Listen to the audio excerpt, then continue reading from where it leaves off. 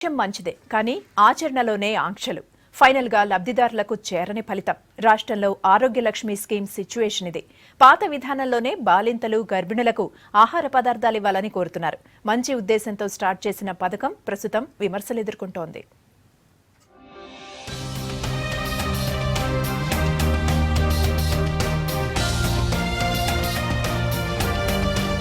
రాష్ట్రంలో ఆరోగ్య లక్ష్మి స్కీమ్ అనుకున్న రిజల్ట్స్ ఇవ్వడం లేదు.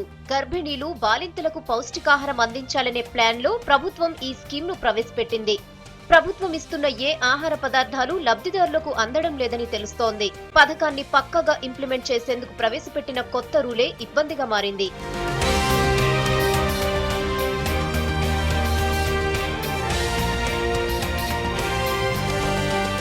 జనవరి 1, 2015 నుంచి ఆరోగ్య లక్ష్మి స్కీమ్ కింద ప్రెగ్నెన్సీ వాళ్లకు పాలు, కందిపప్పు, బియ్యం ఇస్తున్నారు.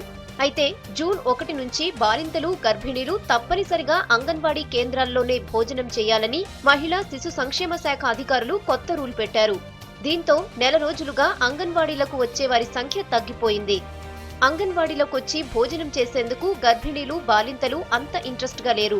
కనీసం 30% మంది కూడా ఇక్కడ భోజనం చేయడం లేదని తెలుస్తోంది. రాష్ట్ర వ్యాప్తంగా 5,18,215 మంది లబ్ధిదారులుండగా వీరిలో 2,60,241 మంది ప్రెగ్నెంట్లు, 2,57,974 మంది బాలింతలు ఉన్నారు.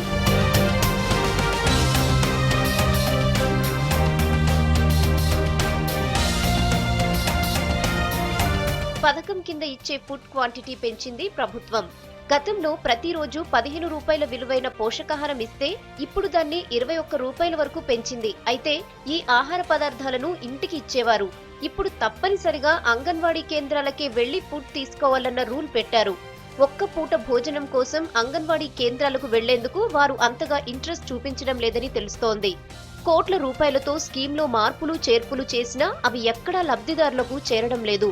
గతంలో ఇచ్చినట్టు ఆహార పదార్థాలను ఇళ్లకు తెచ్చివ్వాలని కోరుతున్నారు. అటు స్కీమ్పై అవగాహన కల్పిస్తే ప్రయోజనం ఉంటుంది.